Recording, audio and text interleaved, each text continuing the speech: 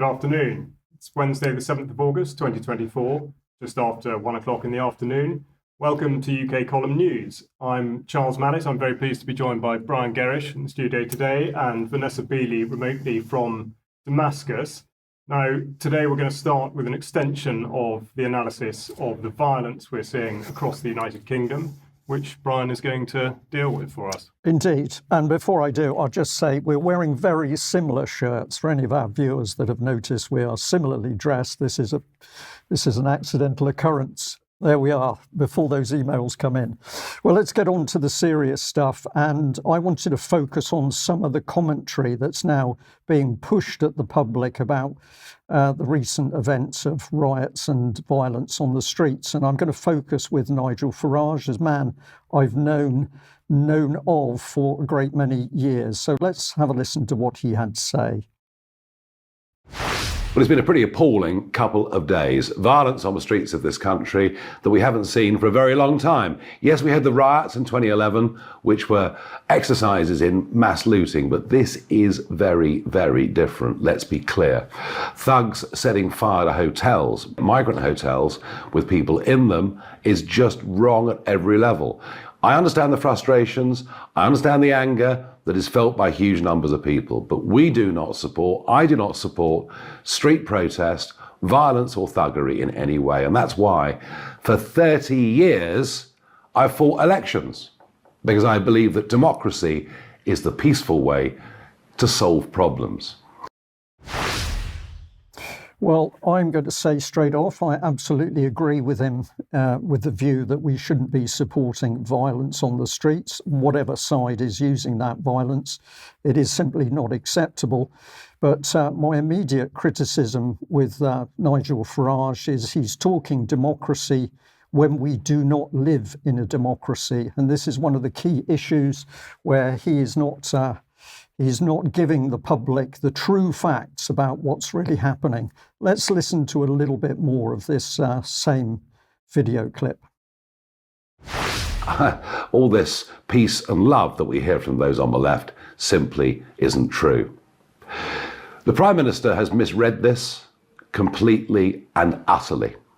Just to call out the actions of the far right is to misunderstand two things.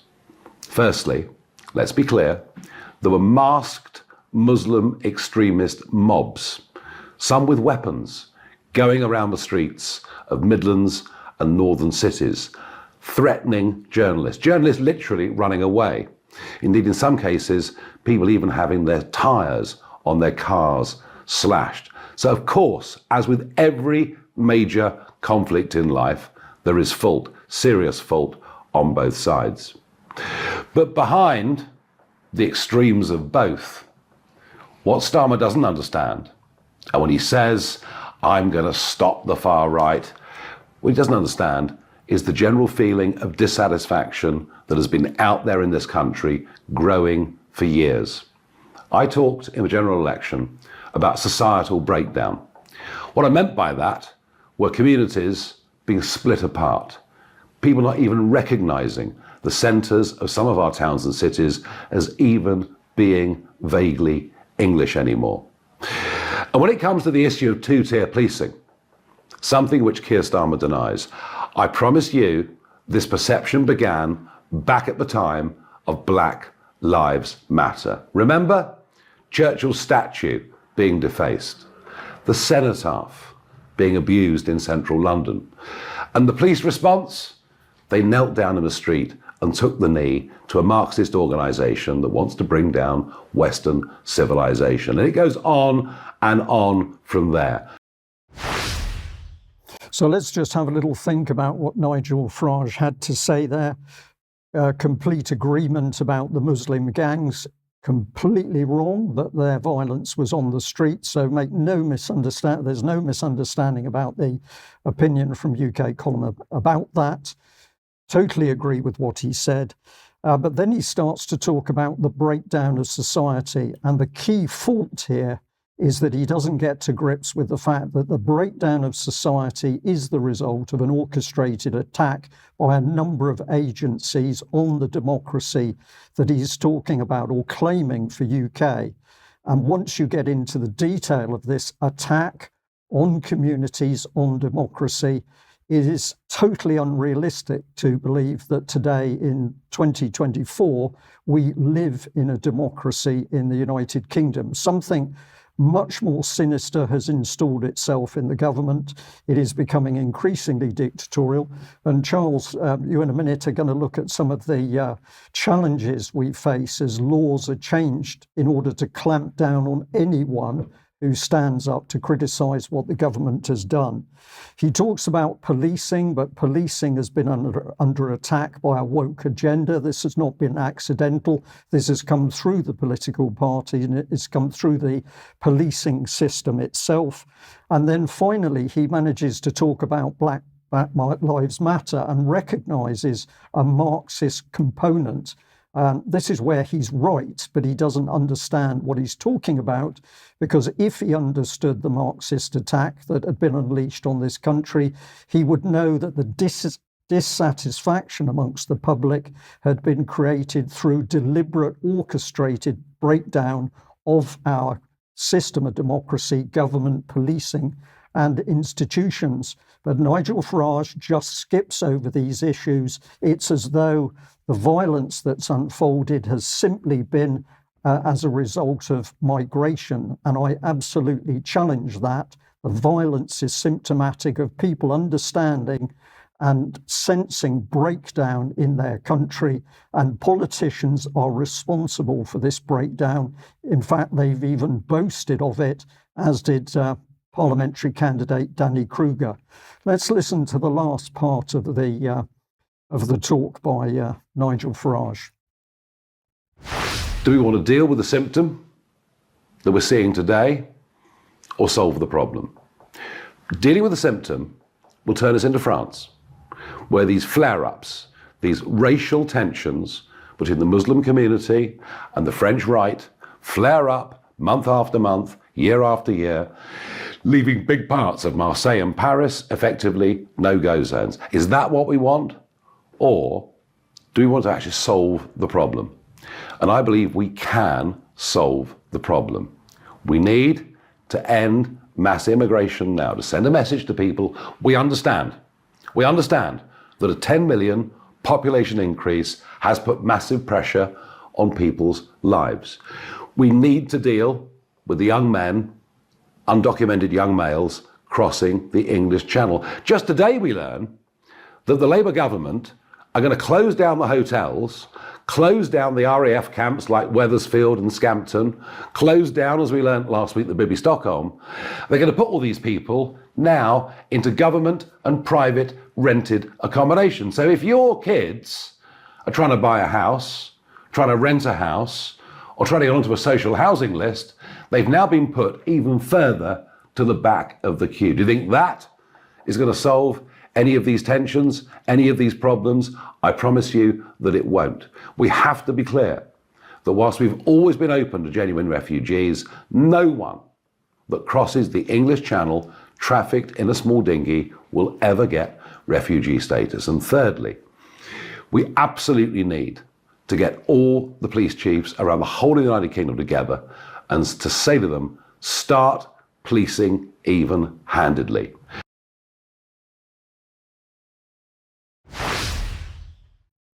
So let's pull apart that third section there, because do we need to stop the mass migration? Absolutely.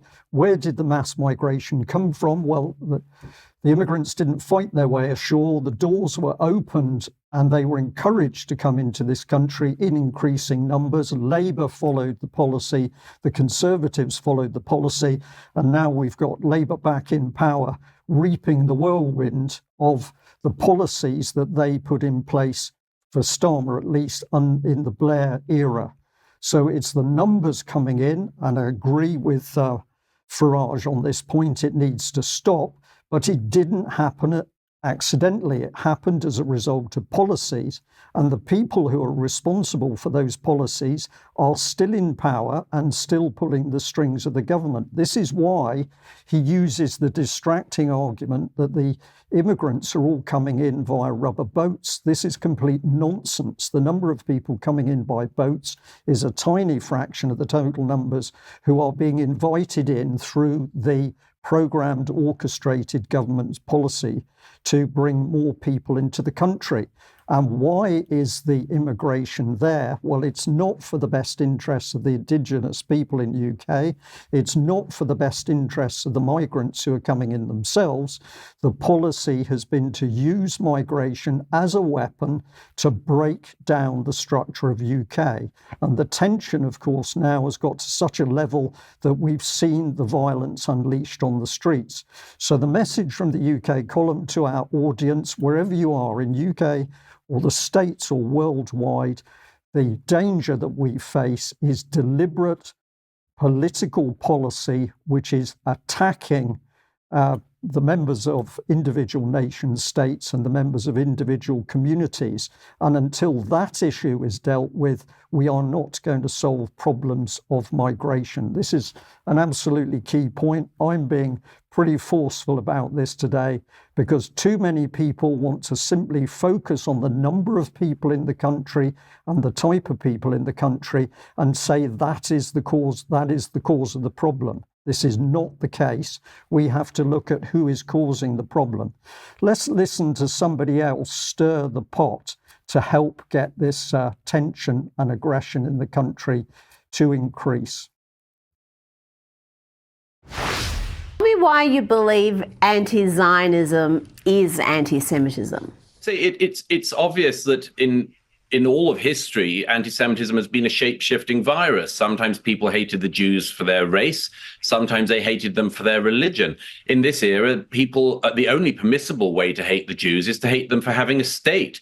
And as I mentioned in the debate, this absolute obsession with the single Jewish state in the world, this way in which people who never turned out on the streets when Bashar al-Assad was killing 6 times the number of people who've died in every war involving Israel since 1948, when the Arab armies advanced. If you didn't come out on the streets when Bashar al-Assad killed 6 times that number of people in a decade, but you did turn out to attack Israel after October the 7th, you're an anti-Semite.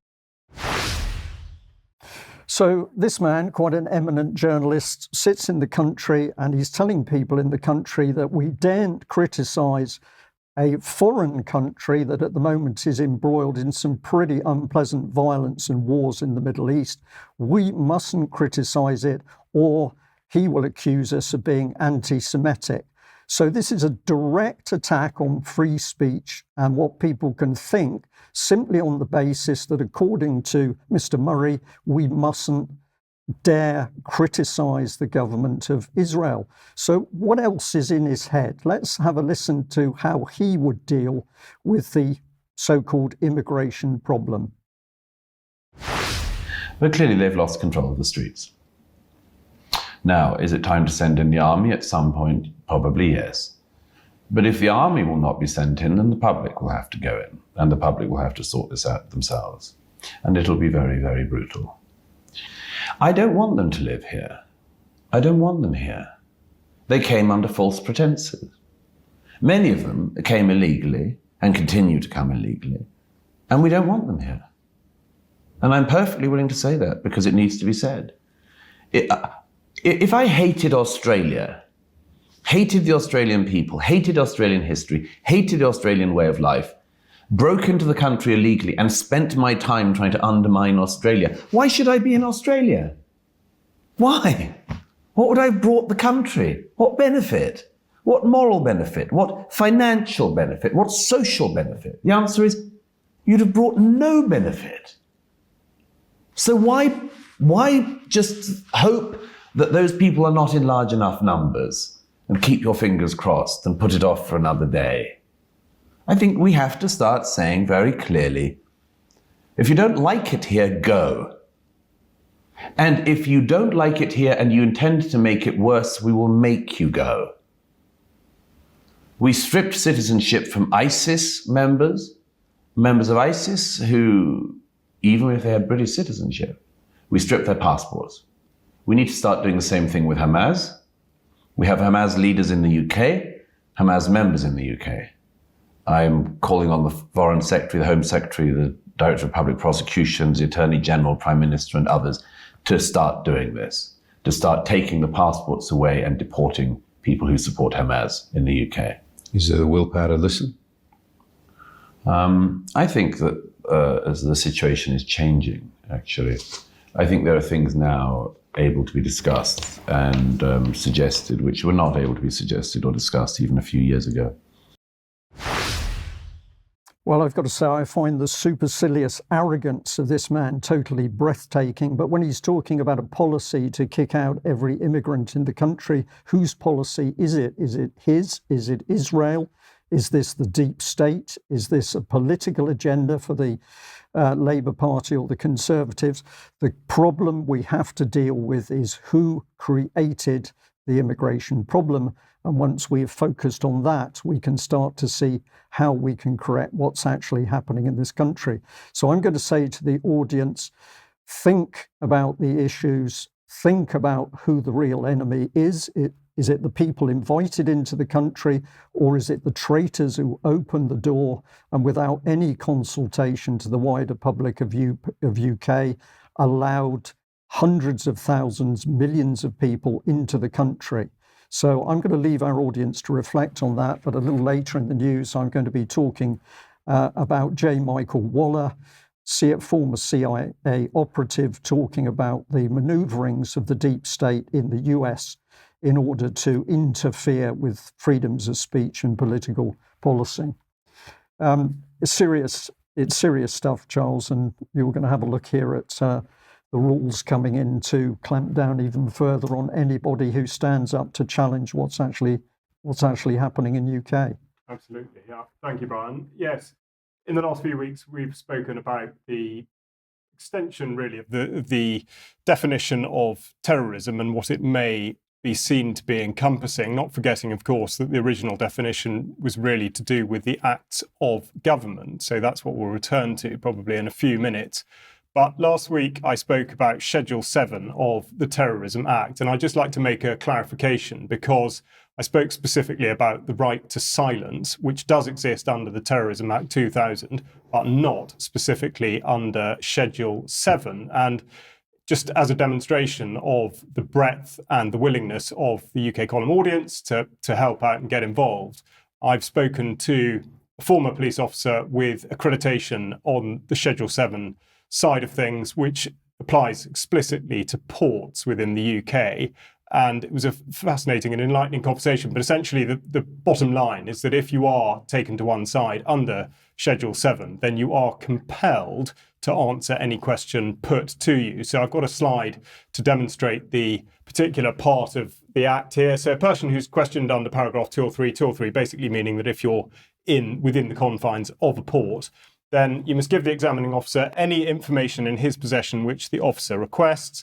So you may also be asked for a passport or a photograph or an identity document, and also to declare whether you have any documents, but also to give the examining officer on request any document which he has with him and which is of a kind specified by the officer. So just, again, a further recap as to how somebody may be stopped under Schedule 7. And effectively, this applies, as I say, to ports. But the specific point here is that it's to determine whether or not that person is or has been concerned with the commission, preparation or instigation of acts of terrorism. But of course, it's fairly wide net, and there doesn't need to be any specific element of suspicion to determine that. Now, statistically, we look at the Home Office provision from June of this year, and it's enlightening to see that of the 2,500 people that were pulled to one side under Schedule 7, at least 59% of those, 1,580 out of that 2,689 examinations, had biometric identifiers taken. Now, it's easy to see how this could be exploited, and I'm calling this biometric harvesting. So what they mean by that, biometric identifier includes photographs, fingerprints, and DNA samples. And last week I talked about this being a fishing expedition due to the fact that to question or examine somebody under Schedule 7 doesn't require any specific intelligence. But the 2,500 figure from the year to March of this year was a 96% decrease since the data was first collected in 2012, when a staggering 63,902 people were examined under Schedule 7. But still, the Home Office has the gall to say that there are a range of safeguards and measures in place to ensure appropriate use of the powers. But just to demonstrate how public scrutiny may affect itself in a positive sense, due to the increase in public scrutiny of the powers, there has been what they're calling a more targeted approach. Essentially, they've not been able to get away with what they were doing previously, which was just to pull anybody aside. And as I say, with the biometric harvesting in mind, this is very significant. But also, it's increased the rate of detention proportionally up to 65%, which has resulted in detention. Now, Keir Starmer spoke last week about police using existing powers and, of course, the unchecked rollout of facial recognition technology. Now, this is a slide from Liberty, which had what they're describing as a groundbreaking victory on a human rights basis to do with privacy back in 2020. But that's largely been completely forgotten and ignored. And, of course, police have more and more powers to use facial recognition, and there's very little that seems to have been done to check it. So we'll just look at some of the potential pitfalls from the National Cyber Security Centre. It's actually going back some years. This was written in 2019. But of course, it tells us how biometrics are attacked. And the government are constantly insisting these technological advancements and platforms are invulnerable and they will keep us safe and secure. But the truth is always, or almost always, the opposite. So under biometric vulnerability, they say that all modalities are vulnerable, and the points at which the biometric system can be attacked and how they can be implemented are shown most obviously in what's called a presentation attack, which is basically an imposter using what's called an artifact to mimic an individual who has been enrolled in the system. So when we think back to what Schedule 7 enables, the collection of such data, so if a fingerprint of an enrolled individual is captured, or indeed for facial recognition, a portrait, then that could be used to create an artifact. And we hear about the cooperation of the individual. Well, of course, they're compelled to cooperate. And then without such cooperation, it can be much more challenging to obtain this. So the point of this is really just to state that in using such legislation, and Starmer was very clear that he wanted to, rather than create new laws, he wanted to use existing capabilities. And we see here how terrorism, in particular, the Terrorism Act and Schedule 7, is just another way in which biometric data is taken into a system. And of course, the other question is that the control of this, who is it that's designed these particular systems? Are they from within or without of this country? And indeed, where does the data go? That's one side of it. Of course, the other is, quite rightly, as they point out here, the vulnerability of it to anybody that's able to hack into any of these things. So it's not difficult to see how such data could be used against somebody that's been taken aside for a Schedule 7 examination. Charles, thank you for that. So let's stress the situation here. As the violence goes up in UK, as people turn on each other, so the government can bring in more and more draconian controls, which ultimately are targeted each and every man, woman and child in this country. This is a police state. It's in power. It's now starting to show itself for what it really is. And the more people engage in protest against each other in communities or violence on the streets, the more this agenda is going to come in. So we're going to once again say immigration is a problem, of course. Should mass immigration be stopped? Absolutely. But this has to be stopped by targeting the root cause of the problem, which is political doctrine.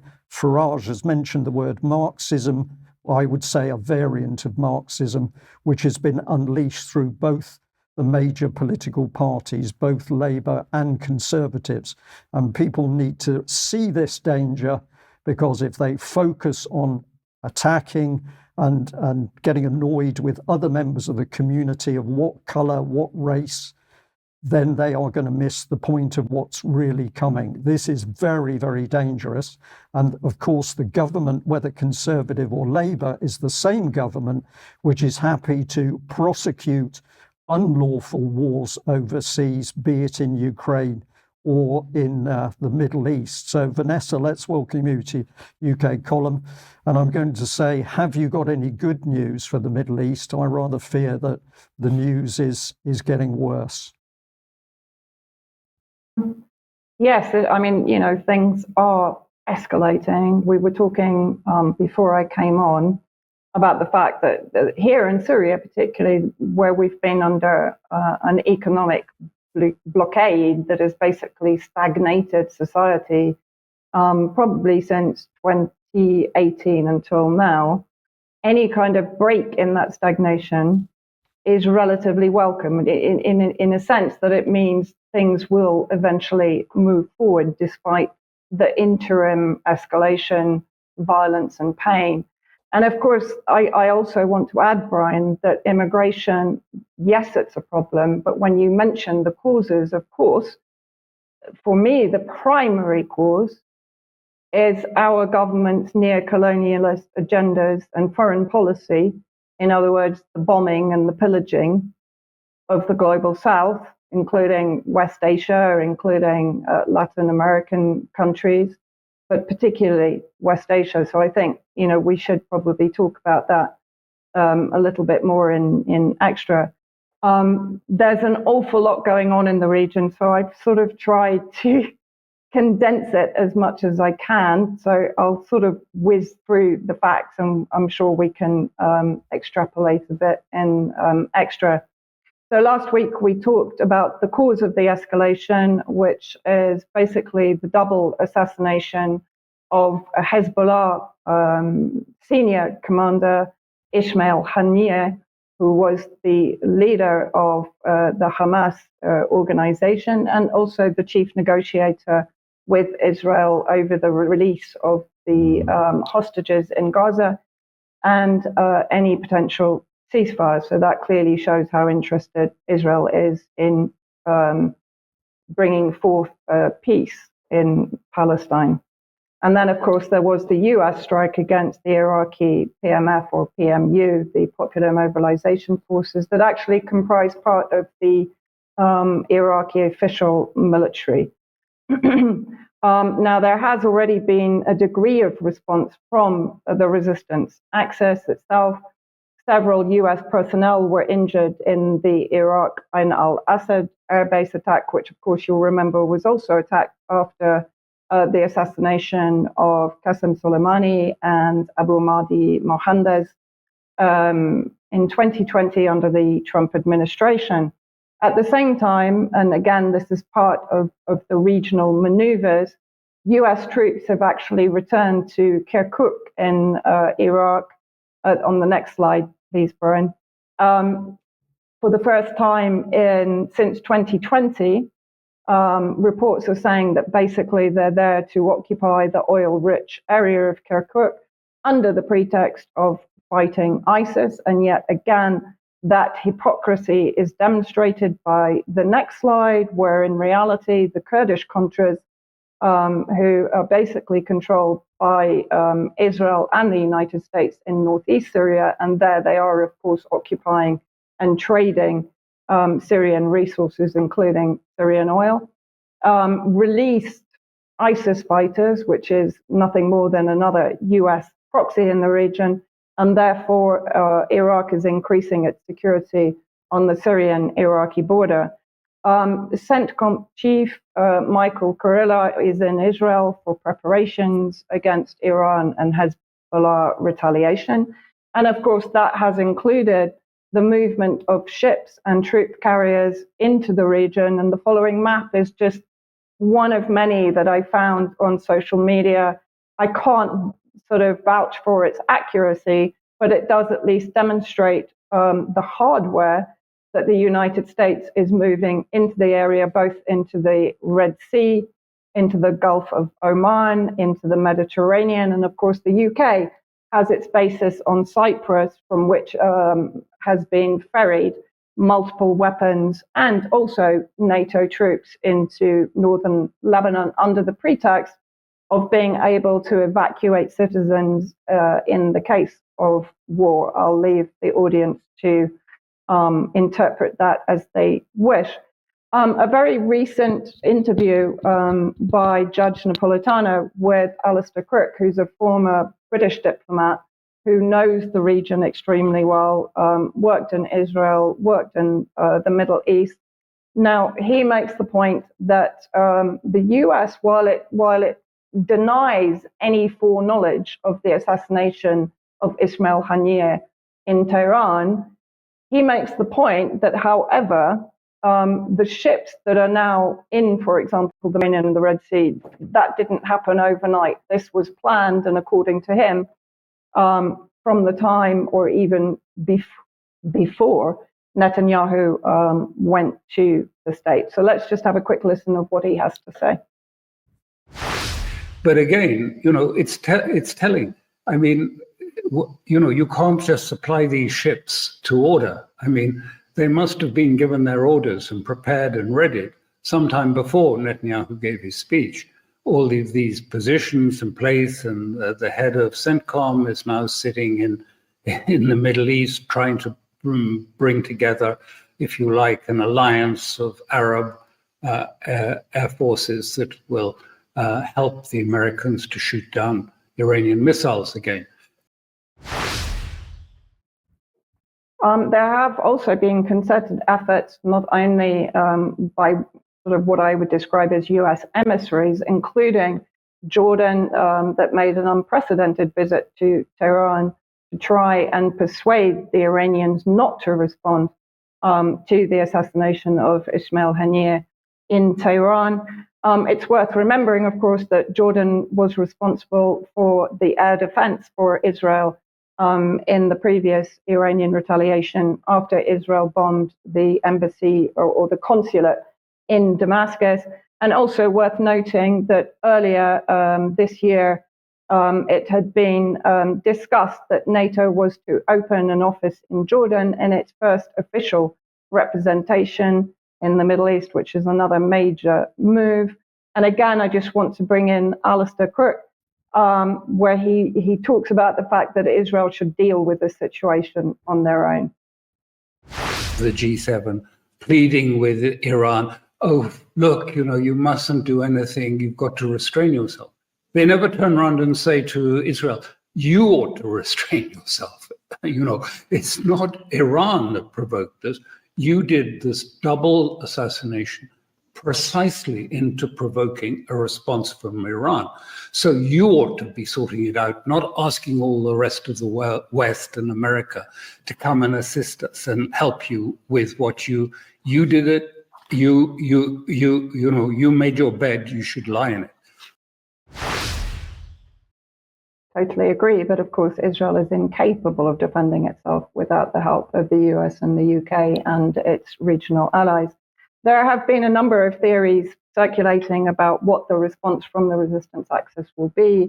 This is just one of them, a calculated simultaneous strike on Israel. And if we have a quick look at the text of the article, which is in the cradle on the next slide, please, Brian. Okay. Here we are. Thank you. So they're saying, sorry, there's a really annoying fly. Retaliation is all but certain and could happen within hours, according to senior US officials. I think this report came out a couple of days ago.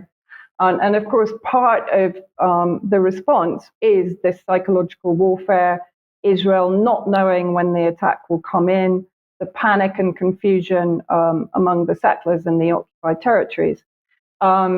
So basically what they're saying, Hezbollah General Secretary Hassan Nasrallah has promised a painful yet calculated blow to Tel Aviv, and so on. So basically this report is saying that the retaliation will be a combined retaliation. Other reports are saying, no, it will be, if you like, a tiered retaliation. So again, let's just listen to what Alistair Crook has to say about the preparation that Iran is making for the retaliation. First of all, there's going to be no advance warning. Secondly, they're not going to be slow old drones. They're going to be high performance, smart missiles. And they're going to come from Iran. They're going to come from Hezbollah en masse, and they are going to come from the Houthis, and they are going to come from Iraq. I believe missiles have been moved, have been pre-positioned. This is why we've been in a sort of period of some delay. And last night, Syed Nasrallah, the Secretary General of Hezbollah, gave an hour-long or a bit more speech. And he basically said our response will come regardless of the consequences. So in other words, what the resistance axis is now saying, they understand that the war will escalate with this retaliation, but they can't keep absorbing Israel's provocations. What is Israeli media saying to some degree? I think it's trying to be a little bit hopeful on this. So on the next slide, basically this was taken from, I think it's the Times of Israel. If we can just move forward to the next slide. Iran may rethink Israel attacks plans amid intense US diplomatic efforts. There were other reports also saying that increased US presence in the area is going to deter Iran. I think that's highly unlikely. There has also been a lot of social media chatter about apparently Russia supplying weapons in a steady flow to Iran. In the last few days, that's actually been denied by high-level people in Iran itself. But of course, there is a defense agreement between Russia and Iran, and that's been demonstrated by Shoigu's visit in the last few days. And this is actually part of the retaliation. Hamas has announced Yahya al-Sinwar, the new Politburo chief, so to replace Ismail Haniyeh. Now, one of the reasons that Israel probably assassinated Ismail Haniyeh was that they wanted Khaled Mashal, who was formerly the external leader of Hamas, to replace him. Why? Because Khaled Mashal is, let's say, at least collaborative with the Zionist entity. And so therefore, the fact that actually Hamas has elected one of the more hardline leaders actually present with the military resistance factions in Gaza and probably at the top of the Israeli assassination list means basically that's sending a very strong message to Israel of the resistance unity, not only in Palestine, but also regionally. Vanessa, what can we say? It's really terrible to listen your excellent reports, but it's really tough to listen to it because the violence is just escalating and escalating. I'm going to say to our audience, if the UK government under Keir Starmer, same under the Conservatives, can't call for peace in the Middle East or peace in Ukraine, I'm going to suggest it's very unlikely they are going to call for peace in this country because the fog of war and violence allows them to spread their power and influence as they wish without the public really being able to see what's going on. So we've got to be very vigilant about this. Now, can we say to the audience, if you like what the UK column is doing, then please do support us. It's that £5 a month membership which keeps us going. We want to grow and expand. And if you'd like to help us do that and you're not a member, please join and subscribe. Pass out the material. We are still not up on Facebook. This is a form of censorship, but communication doesn't seem to work. But please do share our material. And also you can help us by making a purchase from the shop. And the shop is not just for members. Anybody can come onto the website and make a purchase and help us continue doing what we're doing. I'm also going to say, if you're watching our news today and you haven't already got a copy of Your Life in Their Hands, the Agenda 21 booklet, please do consider buying one because we've had so many people tell us how really excellent it is. We are going to do more of these booklets on different subjects. The next one in the pipeline is on the King himself, the Green King, and we are working to be able to get these booklets sent overseas. Now, on the website is this interview, which is Diane McCaddy interviewing Craig Houston, and they're talking about Scottish politics. So particularly if you're north of the border, you might be interested in that one. And then this Thursday at 1 o'clock, we've got Clive de Carle talking to Nikita Stark about matters to do with health and in particular pregnancy and births. So health, an important issue for all of us. Have a look at that. And I think this is for you, Charles. Yeah, we've got just a reminder that the Died Suddenly art exhibition in London, which will take place in November, is being run by Jake Fern. So it's concerning the excess deaths that we've experienced over the last few years. And if that's something you're interested in supporting or indeed providing information for, then please get in touch with Jake Fern, Jake H. Fern at yahoo.co.uk. And then also coming up next month, September, the 6th to the 7th of September, the Attack on Food and Farmers Symposium being hosted by Children's Health Defence with some excellent speakers at chd.tv/events. So do take a look at that because, of course, it is such a critical area of being attacked and to be able to look after our own lives. Okay, thank you for that one.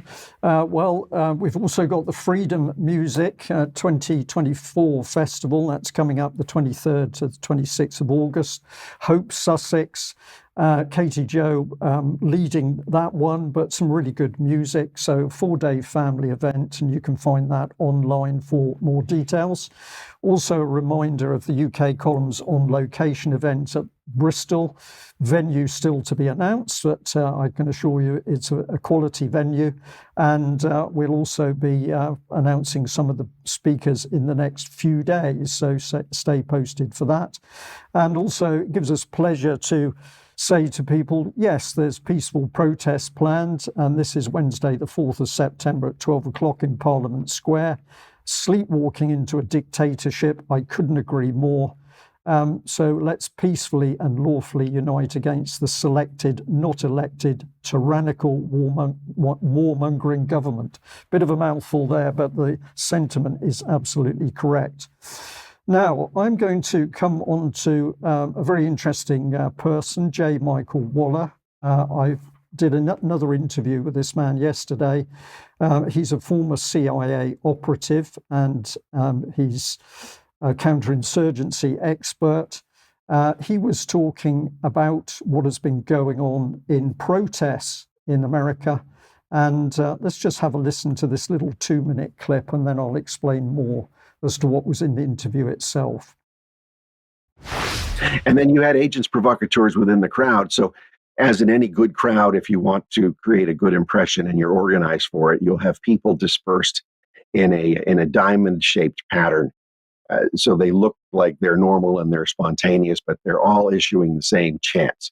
And then they get the rest of the crowd to issue the same slogans and chants. So I could detect that crowd pattern as well as agents provocateurs. But they weren't just saying, say, patriotic slogans or pro-Trump slogans. They were saying really militant, provocative slogans to get people all riled up. So you could tell that those were the provocateurs. And then they were trying to lead ordinary people up toward the Capitol to go in and break the law and commit acts of violence.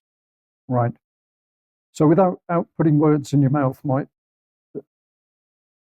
these 4 groups, what were they? Are they sort of accidental provocateurs? I have to use that expression, coming from smaller groups who are better organized and wanted to take control? Or do you think that the nature of the 4 groups you identified tends to suggest there was a bigger, more professional controlling power that was targeting that crowd as a whole? It seemed at the time, but it especially seems so in retrospect, that there was a larger controlling power that had its own people pre-positioned, but also had others who it was able to exploit. For example, the Oath Keepers. In that article, I referred to a column of men dressed in tactical gear coming through in one single regimented march, and some of them had Punisher skull patches on them as a unit identifier. Those were the Oath Keepers. And I had heard that at the time from others in the crowd, but I didn't put the name in the article because I didn't want to be, since that's an organization, I didn't want to defame an organization unless I knew for a fact that it was the Oath Keepers. But indeed, looking back at it now, it was, and some of them were tried and convicted. So that's an organized conservative and right-wing militia type group. So it's a legal organization. But what we later found was that the Oath Keeper leadership were FBI informants. So in this case, you have the FBI had penetrated and compromised the leadership of this group that attacked the United States Capitol, knowing in advance that it would do so. And no attempt was made to stop them from doing so. And indeed, every attempt was made to ensure that they succeeded. Now, so the FBI could have shut this down in a moment had it wanted to. And for some reason, the decision was made not to do it. That leads to the question, why? Exactly. If you're going to infiltrate a violent group, yeah. Pardon? Well, exactly. That is the key question. So we're asking the question, why? What's your answer to who and why? I don't know why. I have opinions about why, but really, why would the FBI do this? So, Michael Waller, getting into the detail there of manipulation of the Capitol riots in America in 2021, all around, obviously, Trump at the time. But what he's talking about is government agencies, including the security agencies, manipulating the protest in order to turn it violent and also to entrap people into committing crimes that they wouldn't automatically do. Are the same policies being used here in UK? In my mind, absolutely yes. And we need to watch out for what's happening. But he was also warning about the what he calls the DEI agenda in the security services in America. If we can just pop this slide up on screen, please. And so what is he talking about here? That failures of the security services and the FBI itself as a result of essentially woke agendas being put in place. And the current acting head of the agency at the moment having to defend the agency against criticism that it's been this new agenda which has actually undermined the ability of the departments to function and indeed protect Trump at the rally. This is just this next one on screen. This is just an image from an article that Michael Waller wrote about what happened at the Capitol Hill attack, and also he's been giving lections about the political weaponization of the CIA. This is happening in America. It's happening in UK as well. And I'm going to say that the full interview talking about essentially the subversion of our Western democratic states and the security services. This interview will go out next Tuesday at 1 p.m. And the key topics there are Trump assassination attempt, DEI in the secret services, and more detail about the manipulation of the Capitol riots in 2021. So oppressive forces acting in America. Charles, you've got more here on what's planned for us in UK. Absolutely, yes. I mean, I referred earlier to what Keir Starmer said about using existing police powers, and we constantly hear the phrase, people are going to face the full force of the law. Now, what exactly does that mean? Who's saying it? And is there really any weight to it? So we'll just have a quick look at a tweet sent out by Diana Johnson. Here we go, retweeting the Home Office, prison sentences for rioting, violent disorder, inciting racial hatred and criminal damage. Now, this might seem a little bit petty, but since so much government business in the field of communications is put onto Twitter, I think looking at her Twitter profile bears a certain amount of scrutiny. She's got there in her bio the Ukrainian flag, a rainbow, which I'm fairly sure means something other than she just likes rainbows. But she goes on, as well as saying that she's the policing minister, she likes Yorkshire tea, cake, crime novels, black Labradors, and the colour red. So are we really to take such a person seriously? Now, another Twitter engagement from, this is Heidi Alexander, the Justice Minister, saying that all elements of the criminal justice system stand ready. But again, do they really? Because, of course, the prison service have been reporting for some time that they are effectively completely overwhelmed. And we talked about measures to try and ease this, letting out prisoners. We've just heard reference actually by Nigel Farage of former RAF Wethersfield, and this is the site which is currently used for asylum seekers. So we'll just have a quick look at this. The special development order that enabled the Home Office to be able to change the use from MOD property to Home Office property, but just to draw your attention to the fact that some of the documents have not been produced for security reasons, so we'll have to work off what has been. And we've got a fact sheet here. Why do we need large sites? And note the use of the passive tents. The number of people arriving in the UK who require accommodation has reached record levels and has put our asylum system under incredible strain, as though the Home Office could have absolutely no way in which to affect such strain or record levels. Also, I point out that it's costing £8 million a day. We go on to a little bit of site background.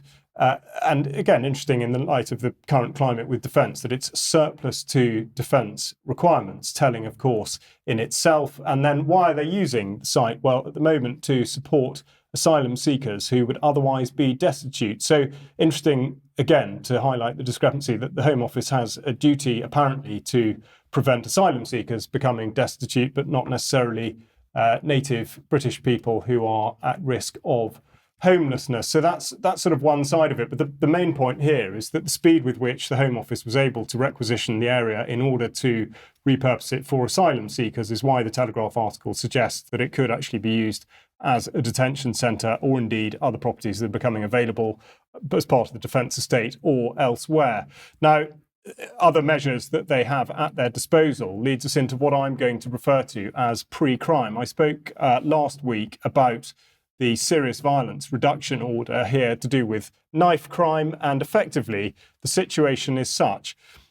Based on previous criminal activity or indeed involvement with people who have undertaken criminal activity in relation to knife crime, you may have imposed upon you an order, which means that you are either forbidden from doing things or mandated to do certain things, and it means you can be searched without suspicion. Now, this is one of a raft of powers that police have at their disposal. They're not new powers, as the Prime Minister says. He wants to continue to use existing powers, but of course it's very easy to forget, just because legislation hasn't yet necessarily had much use, that it isn't there lurking in the background. So this is just a selection: serious disruption prevention orders, the violent offender order, criminal behaviour orders, and serious crime prevention orders. Now, unfortunately, there's not enough time to go into exactly what form these all take. But as I say, the point of calling it pre-crime is that what they're doing is, rather than where a custodial sentence would effectively wipe the slate clean because the debt to society has been paid, these are talking about actions in which we're imagining that somebody is going to do something, carry out a future action based on their past behaviour. The other thing I should refer to, because we've concentrated on his case for the great part of the earlier bit of this year, is that of the political prisoner Sam Melia, who is in HMP Hull. And it's worth saying that I had a conversation with his wife Laura yesterday, and to talk about the manipulation of statistics. Yes, indeed, there may be space in the prisons, but from HMP Hull, 16 people were taken in recently as a result of violent disorder, which meant 6 people being released due to the governor's discretion. Sam, of course, himself being a political prisoner, again, there at the governor's discretion, is not going to be released. So again, very interesting to note that discrepancy. But in terms of other measures, the other person I'd like to bring in now is Lord Walney, who you'll consider in your mind, because I've spoken about him a lot. He's advising the government on countering extremism, and this is what he said to Times Radio recently about how to deal with violent disorder. I think the British public will back further action from ministers in this emergency to get things under control. I think we should cast our mind back to the days of the days of COVID, where actually the public accepted an emergency situation during COVID and were prepared to back and and lawmakers were prepared to support the kind of temporary measures to ensure that basically rioters were not able to claim. Forgive me.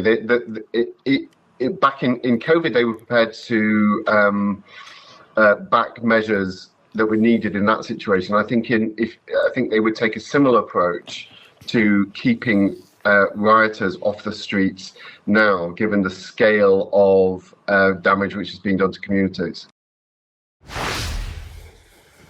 No wonder he was stumbling over his words there. So he is in effect bringing to mind this notion that under an emergency, anything may be done. And that is quite the prospect. But also the other thing to consider with him is how impartial he may be regarded as being, particularly given the ethnic tensions that sort of underlie some of the violence in the UK at the moment. So I'll just show you his sort of profile from the Pinsker Centre, which organises trips for Oxford students out to the Middle East. And of course, they highlight the fact that during his time as an MP, Lord Walney served as the chair of the Labour Friends of Israel. So certainly not without bias. And also, I have to ask the question, is he now considered an extremist? This is the new definition which he's had some part in shaping.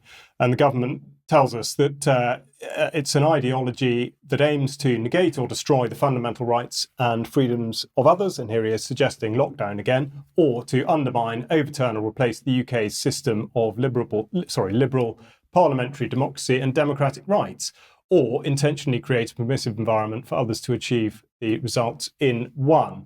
So he is effectively setting the ball rolling, which is exactly what we saw during the period of COVID internment, when an idea was floated out there. It was deemed to be completely off the charts and that nobody would go for it. And then, of course, they did. And look what happened. So it'd be very interesting to see how this particularly develops over the next few weeks. More dictatorial powers. Absolutely. Yeah. Okay, well, let's bring Vanessa back in, because despite Douglas Murray claiming that if you're anti-Zionist, you're anti-Semitic, it appears that there are people in the Jewish community who are absolutely not happy with what's happening around them in their own country. Yeah, and I also think he should remember that the Zionist project stole the land from Palestinians under false pretenses, and the 1947 mandate to partition Palestine is considered illegal. So coming back to the story that I covered last week of the anal rape of a Palestinian prisoner by, I think it was 9 Israeli military soldiers. And this was an article in Haaretz. So in Israeli media, the Seder Tayman doctor who saw the abused Gazan detainee said that he couldn't believe an Israeli prison guard could do such a thing. Basically, information obtained by Haaretz shows that the Gazan detainee suffered from a ruptured bowel, a severe injury to his anus, lung damage, and broken ribs. And he was taken to a hospital for treatment. Now, the video that we're going to show now was actually shown on Israeli media. It's not particularly graphic, so people don't need to worry about that. The quality is not great, and the translation from Hebrew to English, I think, has been done by AI, so I can't verify it. But I've seen a number of reports basically talking about what the video is saying. But it shows exactly what these soldiers did to this prisoner. The quality is not great, as I said, so you need to kind of peer at it. So let's play that. Late in the evening, the firing camp shook. The Yemeni Hamas detainees are lying on the floor with their hands not covered. Here is a group of reserve soldiers from Chokhmah. A unit is used to secure the facility. They take the terrorist. Here they are, here in the corner of the facility.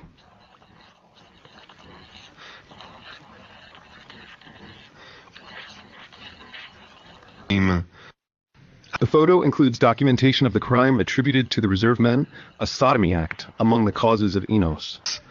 Hours later, the terrorist was taken to the hospital bleeding. His injuries were described as complex. The medical determination is unequivocal.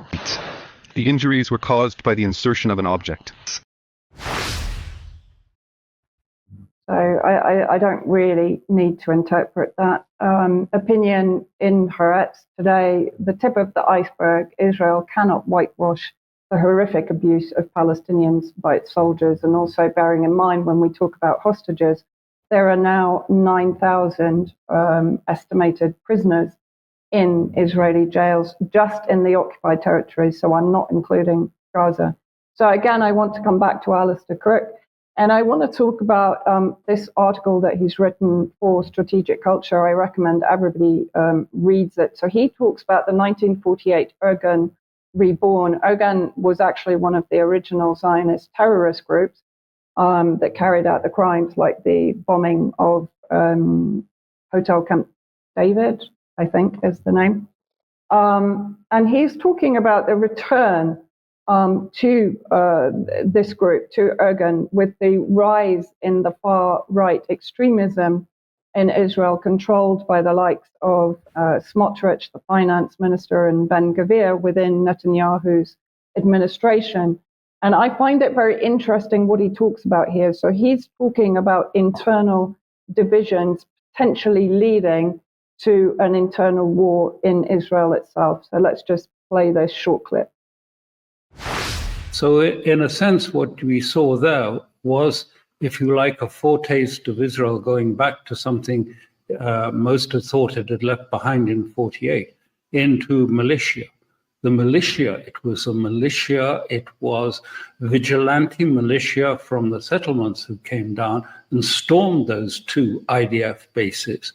And the police could do nothing to stop them. And then the Knesset justified it all. So we may see something of this taking place, akin to a war, the members of the state of Judea descending down in order to fight the state of Israel. That's what it signaled. So really a key event, hardly noticed in much of the media, but really important, I think.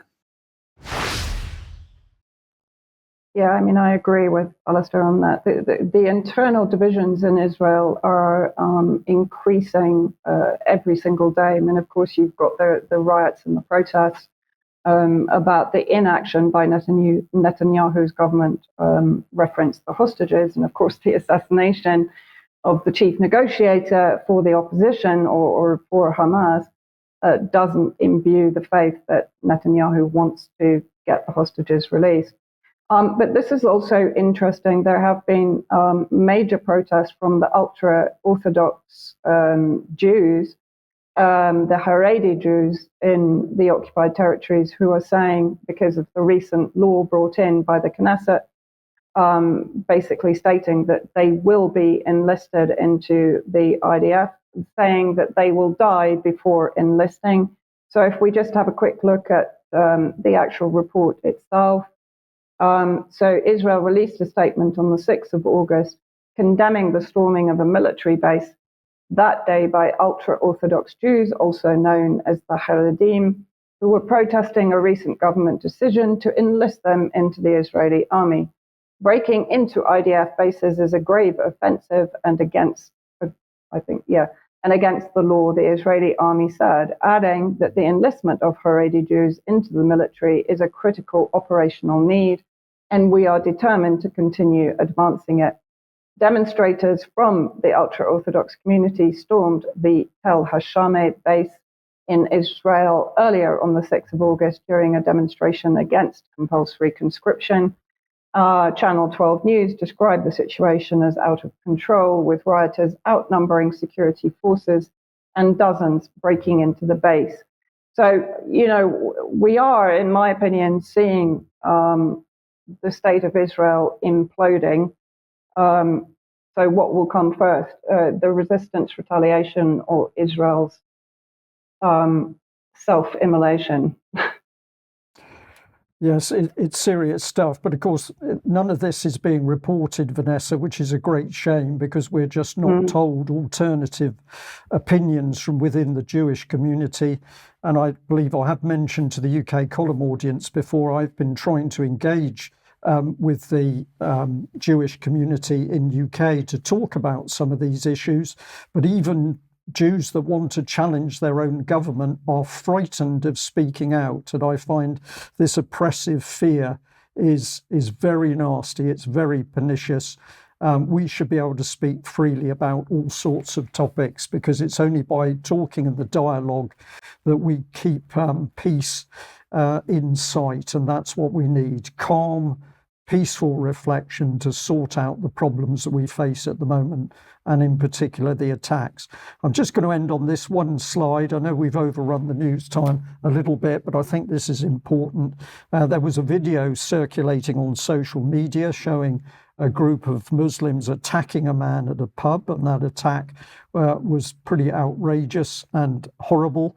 However, the result of it was that people came forward from within that multi-ethnic, multicultural community to apologise and also to say, not in my name.